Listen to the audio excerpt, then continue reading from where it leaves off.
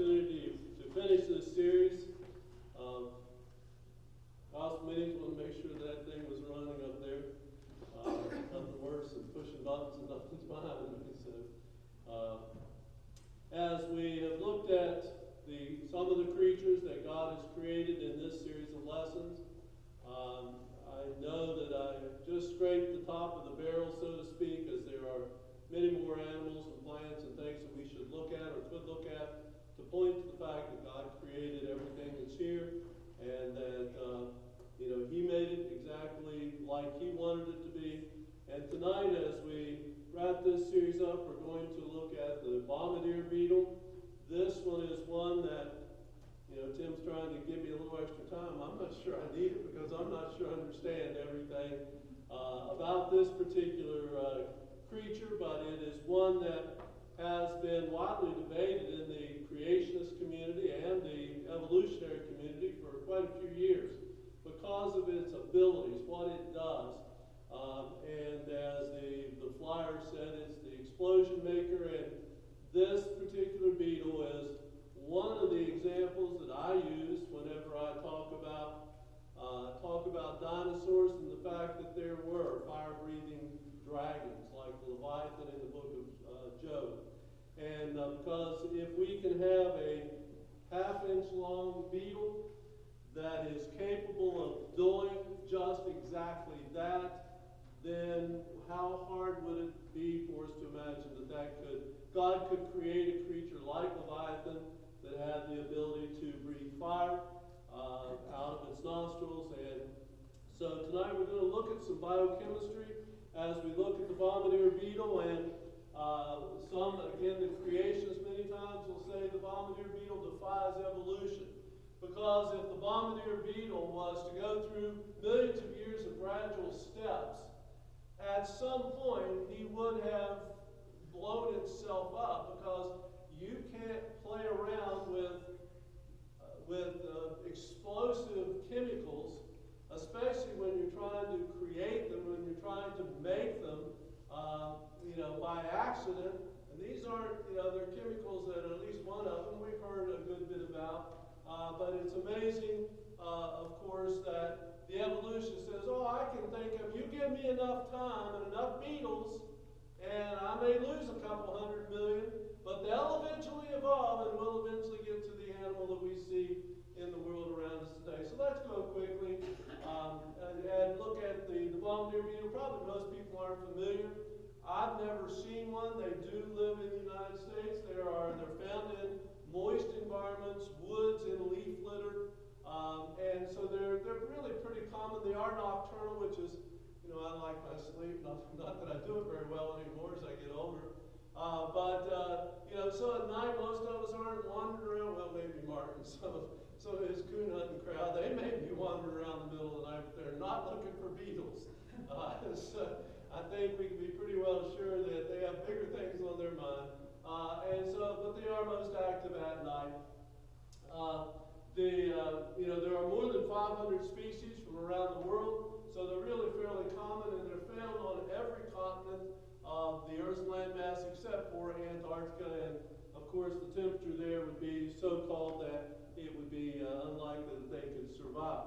So they are a very common beetle. They're about a half an inch long, so they're not, they don't stand out. They don't light up like the lightning bug or anything like that. So they're really fairly, unnoticeable until they get the opportunity to show their defensive hardware. They come preloaded. Not preloaded. They come with a defensive system that there are other animals that are close. There are some ants. When we talked about the ants, we talked about some of them that are capable of spraying formic acid out of their digestive systems. But the Bombardier beetle has a pretty good trick sort of up its sleeve when it's about to be attacked. The Bombardier beetle, this is kind of a diagram. Like I said, a normal beetle has 3 body segments, head, thorax, and abdomen. But it's in the abdomen of the Bombardier beetle that we see God's design come to probably its peak as far as this defensive system goes. Now, again, there are the Bombardier beetles, and they each of the 500 species, have some varying degree of defensive capabilities. But, you know, the chemicals we'll look a little bit more in just a moment. Two chemicals that are put together are hydrogen peroxide, which we're familiar with. You can purchase it at the drugstore, Walmart, wherever.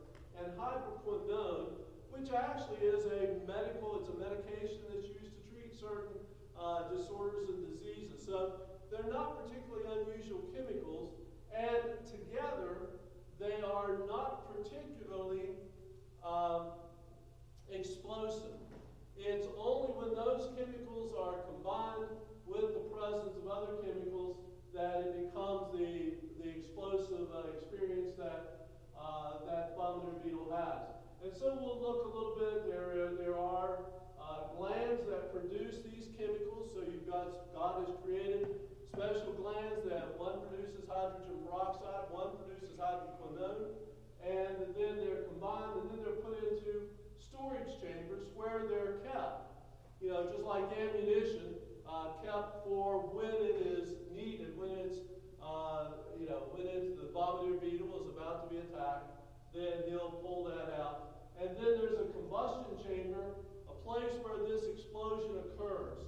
And so, and we'll talk about that in particular because, you know, that's a very unique structure in and of itself, plus the fact that he's capable of pointing it whichever direction he wants to go.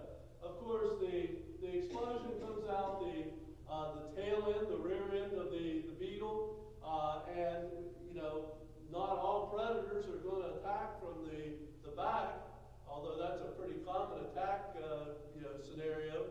But if they're attacking from the front, the Bombardier beetle can turn the explosive nozzle around and point it wherever he wants it to go. So that's the general structure of the Bombardier beetle. And so as we move on, the explosion is basically a combination of chemical gases and water vapor. Now this explosion, you can see here's a Bombardier beetle that both of these pictures are Bombardier beetles that they've captured with high-speed photography. And you can see the explosion happening, coming out the tail end. And in this particular case, he is spraying it to the front. So he's been able to direct that nozzle, point that nozzle where he wants it to go, so that it hits the threat that's facing him. And you can go on YouTube and watch some of these, and it's really pretty amazing because a half-inch long beetle can drive off, like crayfish. They're 4 and 5, 6 inches long, and spiders that are 10 times their size, mice that are 100 times their size, and this defensive mechanism is pretty cool. You can see here they've used a pair of tweezers because if you were to hold the beetle in your hand and scare him enough that he would discharge, you could literally come up with a burn because the temperature of these explosive chemicals, the vapor and gases coming out of the explosion chamber of the Bombardier beetle is 212 degrees. Folks, that's where water boils. So this is just at the boiling point of water, and not only is it water, and the majority of the explosive vapors is water, but it has a benzoquinones, and I can expect you to know what that word means, but it's a combination of hydrogen peroxide and hydroquinone, and it's one of the results. So it's kind of noxious. If you were to get it in your eyes, or a mouse would get it in its eyes, it's going to irritate its eyes and, of course, give about like tear gas. Got a nephew that is going through police training, and they had to experience tear gas and being tased, and that burning sensation that the tear gas, the pepper spray, or whatever is quite painful. And so this explosion of the Bombardier beetle has that capacitor, has that capability as well. So 212 degrees, that's nothing to sneeze at, as it were. If you picked him up and he discharged the explosion, you would get a burn on your finger. about like a hot match that you had struck it, blew it out, and while it was still warm, grabbed the hold of the head of the match and would certainly burn you. So the Bombardier Beetle, using these two chemicals, hydrogen peroxide, again, it's the same stuff that's used to treat wounds and disinfect and things like that, H2O2. Matter of fact, if you take one oxygen off, take one of the oxygens out and put a hydrogen where the oxygen is, of course you get water, H2O. These organic chemicals that, of course, God created, these organic chemicals are very adaptive, and you change just one tiny molecule and you have a completely different, different substance, a different reacting material. This is an oxidizing agent, which means, I'm not going to go there, but we actually have the hydrogen peroxide is an oxidizing agent and the hydroquinone is a reducing agent. And so they work in combination with one another to produce the noxious explosion that is produced. The hydroquinone, the reducing agent, C6H6O2, and it has what's called a benzene ring. That's where the benzoquinones come from that are part of the explosive vapors that come out of the Bombardier Beetle from this 6-carbon ring that is present in the Bombardier Beetle. Again, the Bombardier Beetle, God has created these glands to make this stuff. And it's producing these all the time. And not only producing them, but as we'll see, producing them in a fairly high volume for a little half-inch long beetle. So it's a pretty unique creative ability that God has given the Bombardier Beetle. All right, so this is kind of enlarged. You have the glands that produce either the hydroquinone or hydrogen peroxide. Then you have the collecting chamber, or a place where this is the ammunition bunker. All right, you store the materials that you're going to need for this defensive explosion in a collection area. Now, those two chemicals, hydrogen peroxide and hydroquinone, and this has changed in the past 10 years, back whenever I first started writing about the Bombardier Beetle and or using it in some of my presentations. The thought was that those two chemicals could not be combined, and when they were combined, that it would cause an explosion. That is now known to be not true.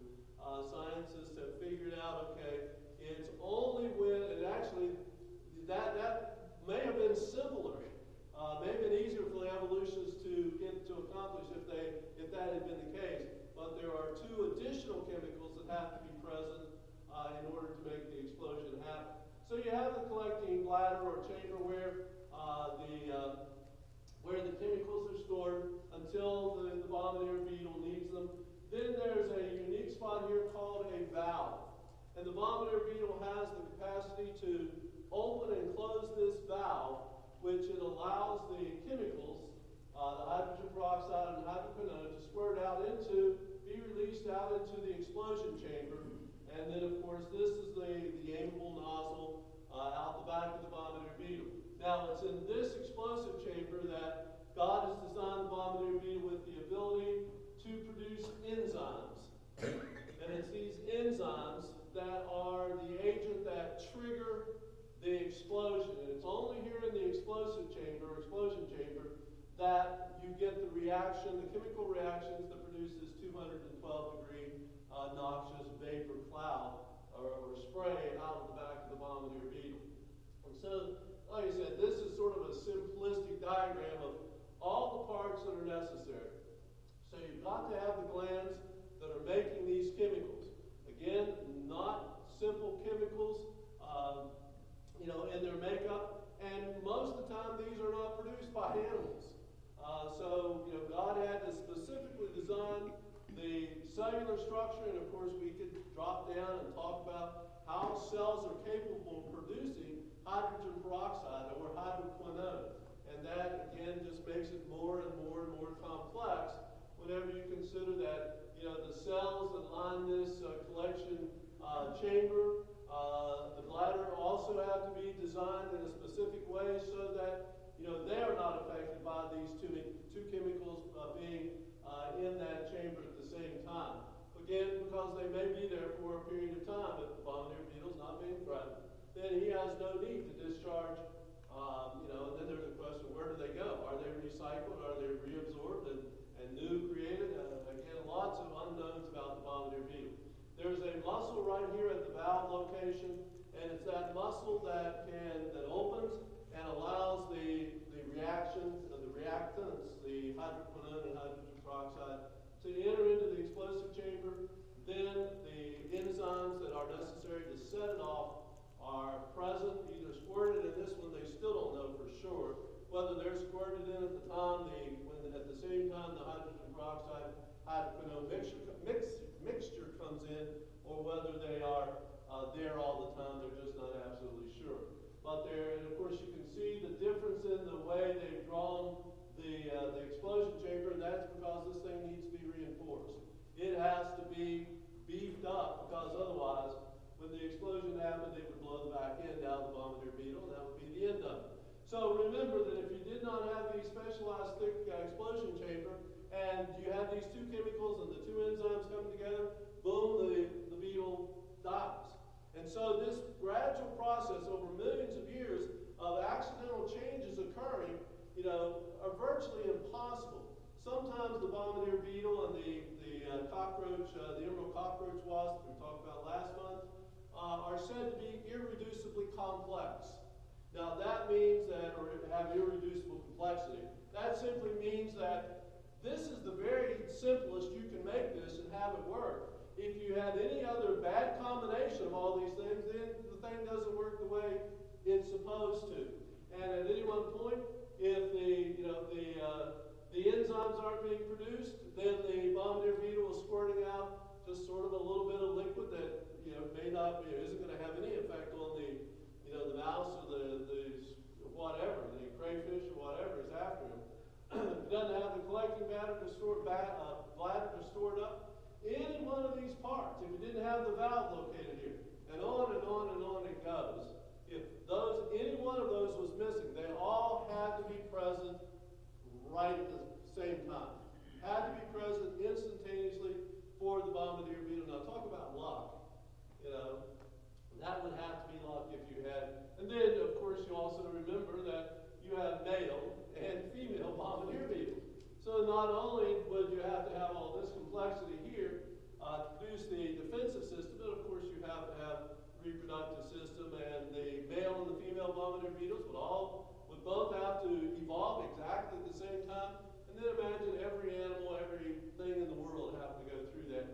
And for evolutionists, the atheists, to say that, oh yeah, if you give me enough time, then yeah, it'll happen. Yeah, they also say that if you give them enough time and enough typewriters and enough monkeys, that monkeys pounding on keyboards or on, and pushing print on nowadays you have to push print on the keyboard, would produce all the works of Shakespeare. Well, that's a tough sell. Not going to believe that very well. All right, so we have the two reactants, which are the hydrogen peroxide and the hydroquinone. The catalysts, which are the enzymes necessary to trigger the explosion. You need two of them. You need a catalase, an LASE or ASE on the end of any word in science means that it's an enzyme. Means that it's used to trigger a reaction, but it itself is not used up in the equation. And so it makes something happen, but it's not affected by it, which is a really neat trick on God's part too. It appears that the catalysts that trigger the two reactants, the hydrogen peroxide and hydroquinone, are not ever used up. And so they can be reabsorbed, or of course they would be also released as part of the vapor spray that comes out, and of course may also add to the noxious, irritating nature of the spray that the Bombardier beetle produces.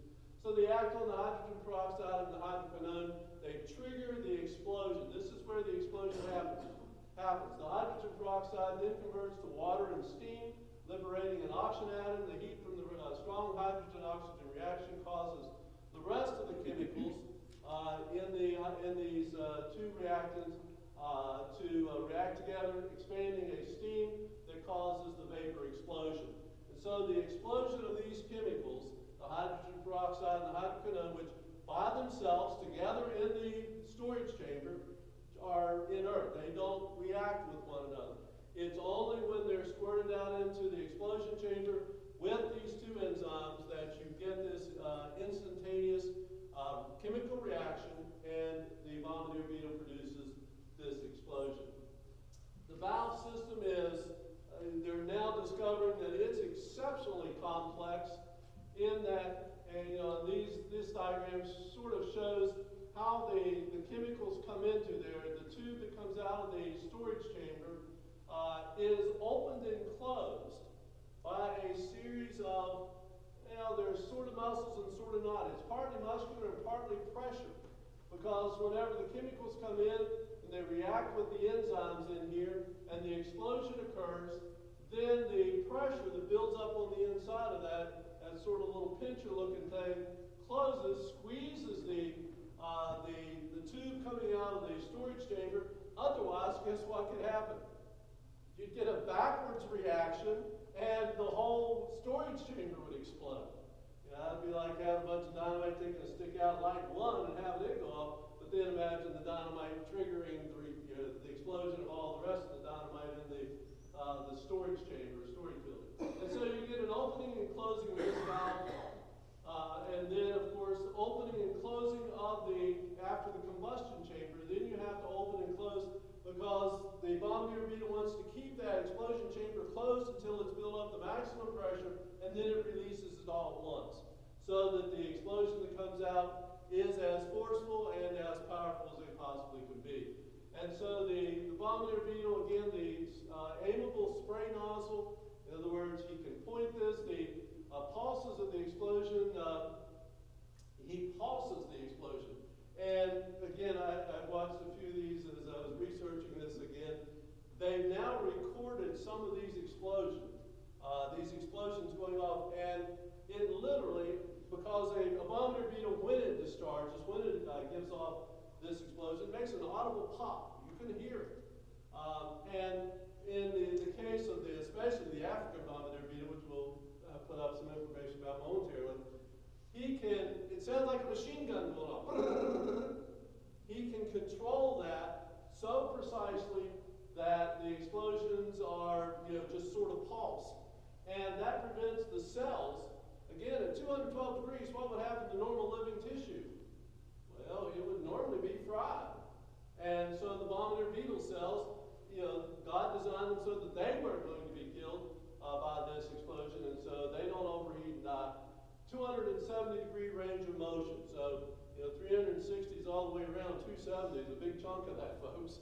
And he can direct that nozzle in whatever direction. There is a direction, right directly over his head that he's not capable of protecting himself. And there are some predators, such as some field mice who use the Bombardier Beetle as food, have either by God's giving them the information or trial and error found that if they get the Bombardier Beetle by the head and hold it and jam the tail end into the ground, that they can eat from the head down, because they know they can't be sprayed by the attack stream from the Bombardier Beetle. So not just out the back, but again off to either side and up and down as well. So the aimable nozzle is a very unique feature we'll talk about at the end. What we are using these to learn from, and many products are being created on the basis of the Bombardier Beetle's aimable nozzle. The system's needed simultaneously.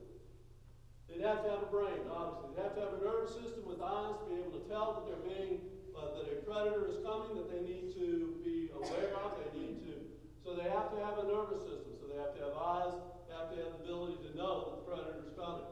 This had to be present first time a Bombardier Beetle ever tried to defend itself.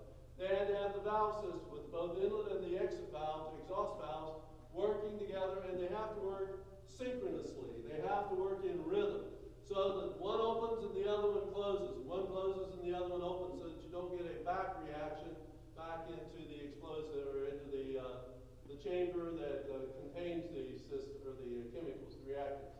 the chemical production. So they have to have a chemistry plant built into their bodies. And God has created those glands with the ability to produce the reactants, the hydrogen peroxide and hydroquinone. Then they also have to have the ability, God gave them the ability to produce the catalysts, which are the catalase and the peroxidase, which are necessary in order to trigger the reaction at the appropriate time, so that the 212-degree explosion of gases and vapors, can effectively deter the predator that's chasing them down.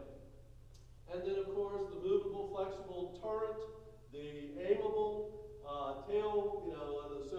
And I think of, and I've read, I have a lot of World War II books and the Air Force things. And yeah, the B-52s, I believe, had a tail gunner, right, Gene? That set the turret underneath, and they could swing that gun in a lot of directions, probably about 270. They couldn't shoot directly, back into the plane, but they had the ability. Well, that's kind of what this Bombardier Beetle does. He has that ability to aim that flexible turret, to be able to eject this explosive mixture of noxious chemicals at 212 degrees in, well, any direction, again, only 270 degrees, only 270 degrees. And so we see that these explosive abilities are pretty good. I mentioned the African Bombardier Beetle, which is a particular group in the continent of Africa. It has been recorded to produce, and I talked about the machine gun sounding nature of this, 500 explosions per second. 500, it can open and close those valves, squirt in new reactants into the explosion chamber 500 times per second. Now, if it was doing that for 2 or 3 seconds, again, that's going to heat up. And again, the Bombardier Beetle had to be designed so that it doesn't overheat, it doesn't die from heat exposure, doesn't boil itself, as it were. And so 500 per second, and again, it's that pulsed nature of the release of these reactants into the explosion chamber to meet the catalyst or the enzymes, and there you go. So sounding like a machine gun, they can fire these in 2 to 3 second bursts. And so it's like, in some of the war movies, well, shoot your ammunition carefully because you don't want to use it all up. You don't want to shoot everything immediately. And so the Bombardier Beetle is very, has been designed with the ability to know, how long it can extend this defensive capabilities. It can do this repeatedly, sometimes 4 to 5 times before he runs out. Eventually, he runs out of ammunition. I've been hunting a few times and shot. What's wrong with that deer? He just kept running. Turns out I was a total mess, but that's another story. But ran out of ammunition. Well, the Bombardier Beetle, of course, would eventually run out of ammunition, but it only takes about 3 to 5 minutes for it to recover, regenerate the new reactants, the hydrogen peroxide and hydroquinone, and to get new enzymes ready in order to trigger this. So, when we look at the capacity of the Bombardier Beetle with 500 times a second, and it can do that for 2 to 3 seconds, so that's 1,000 to 1,500 explosions that it's producing, in a very short period of time. That would, I can imagine that would deter some pretty determined predators. There ought to be something easier to eat, I think. Eventually they would say, let's go find something easier to mess with because this just isn't worth the trouble. All right? And so it's interesting. So here we see again the structures that God has created. We have the glands that produce the hydrogen peroxide and hydroquinone. We have the storage chambers. And one of the questions that they're still trying to figure out is whether each gland produces they have cells for hydrogen to produce hydrogen peroxide and cells that produce hydroquinone, and they're stored in here, or whether they do it separately. And then the hydrogen peroxide is stored here and hydroquinone here, and then squirted into the combustion chamber. They still haven't figured that out yet. So, the story's still being, we're still learning, scientists are still learning, but the glands that produce the enzymes, the catalyst, the catalase, and peroxidase, so you have to have those, you have to have the reaction chambers, and of course you have the aiming and the firing nozzle. Of course, he's got eyes and a brain up there that knows what is can you imagine if this is a female Bombardier Beetle and a male Bombardier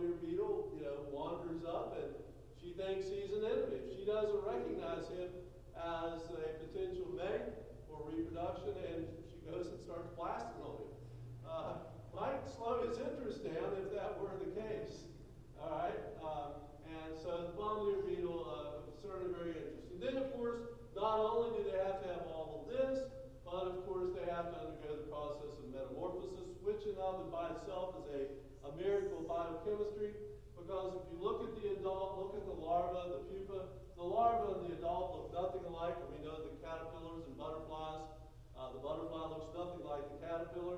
And basically in this pupa, God has designed all of these insects that undergo metamorphosis, God has designed them to turn themselves into soup. They become, if you take a cocoon or a pupa of a butterfly about halfway through and you flip off the bottom, what comes out is just soup. The caterpillar turns itself, or the larva turns itself into soup, and then rearranges all the cells. All the cells are put together in the adult form. So it's a miracle of biochemistry. The eggs, of course, the larva, the pupa, the adult, and then, of course, the adults go and lay more eggs, and the process begins again. The question that comes and has to be asked is, where did the information come from? You know, we talked last month about the zombie baby.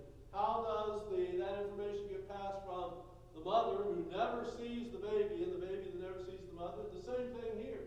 You know, how does the mother pass on to the eggs, which eventually goes to the larva, which eventually goes to the pupa, which eventually gets to the adult, so that it has all of these structures necessary to be able to produce this explosion at 212 degrees. Of course, it's something called the information theory of science, and it is a huge hurdle that scientists have not yet. I've got my DNA tie on. It's somewhere written in the DNA. God has designed the information to be passed in a chemical structure called the oxyribonucleic acid, and it controls, of course, in humans, same thing. There are very few people that have a hitchhiker's thumb in here. Okay, I do because my DNA gives me that ability. You can't, and because you don't have the DNA combination. It's just that simple. Just like I can't roll my tongue.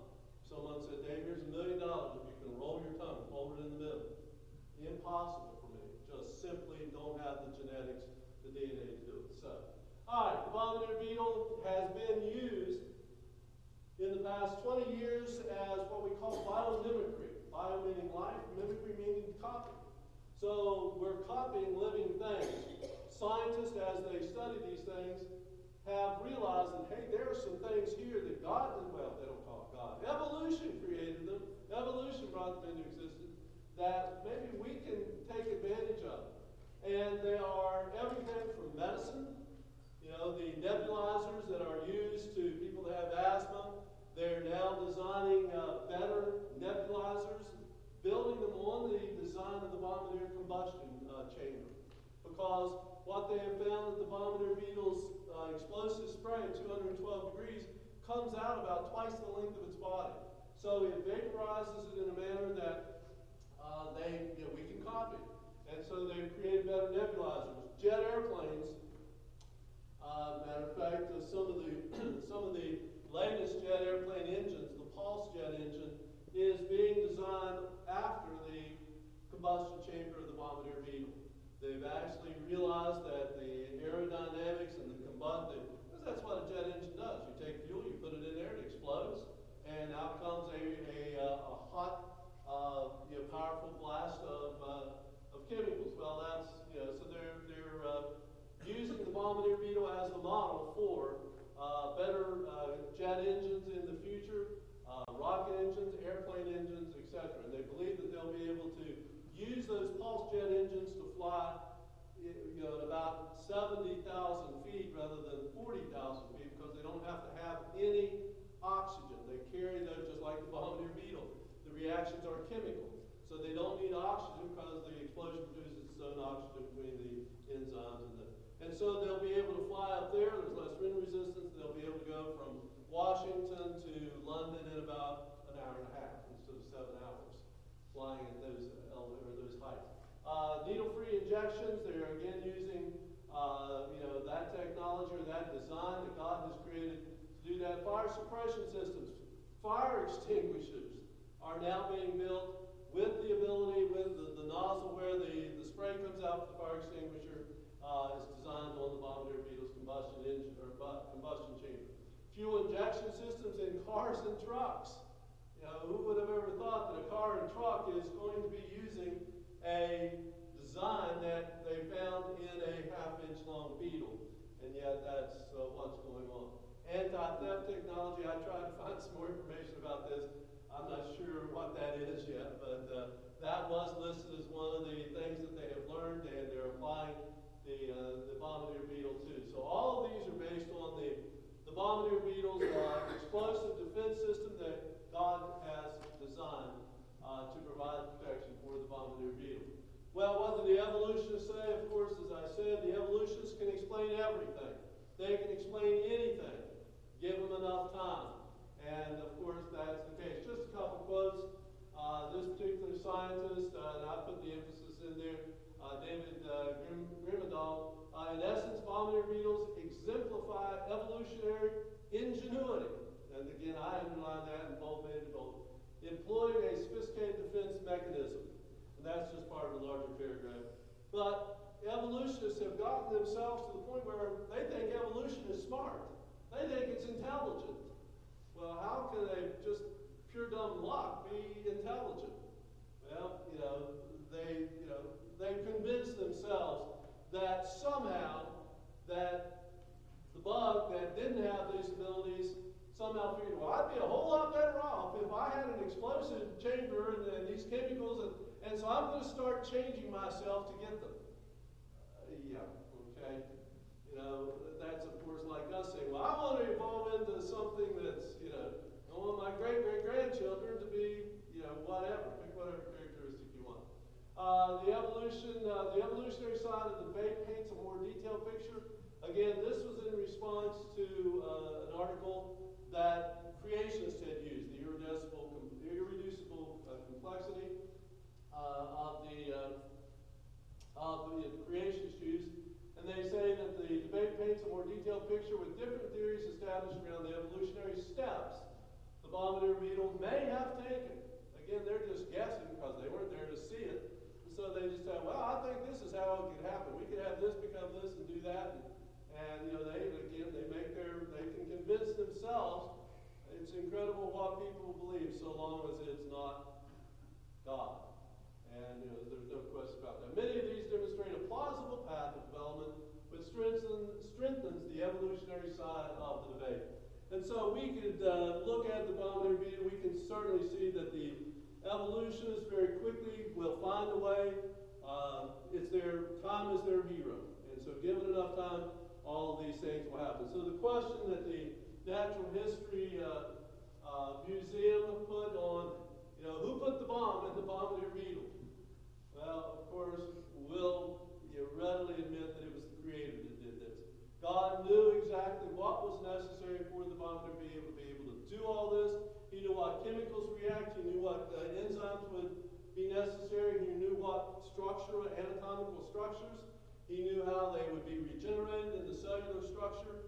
The cells of the Bombardier beetle, how much thickness would be necessary in the combustion chamber so it didn't blow himself up, and on and on and on when the Creator would certainly know these things. Well, God certainly planned for the complexity in the Bombardier beetle, and He, of course, planned for our salvation. But our salvation, the plan that God designed, created for our salvation, isn't nearly as complex as what something like the Bombardier beetle. It's not hard for us to, of course, follow God's plan to hear, believe, repent, confess, and be baptized. While our time here tonight has not been specifically about the design of the gospel plan of salvation, we do want to take the opportunity to offer it to anyone that needs to be obedient to the plan of the Creator. God created the Bombardier beetle. He created the plan by which we can spend eternity with Him. Of course, we need to believe that He is, and that of course is where it starts. But it's not enough to be a creationist. I've got part of the lesson that deals with that. Just being a creationist is good. It's nice, but it's not all that's necessary. You have to render obedience to His plan, just like the Bombardier beetle, responded and does what God designed him to do. So this evening, if you've never obeyed the gospel plan of salvation, All things are ready, the baptistry's ready. We'll be happy to assist you if you've fallen away. Maybe allowed some of these ideas of the evolutionary world to make you think that, well, maybe God didn't do it. And certainly that's something that we need to repent of, because the Creator is our Savior as well. So tonight, whatever your need might be, we encourage you to come while we stand and sing the song.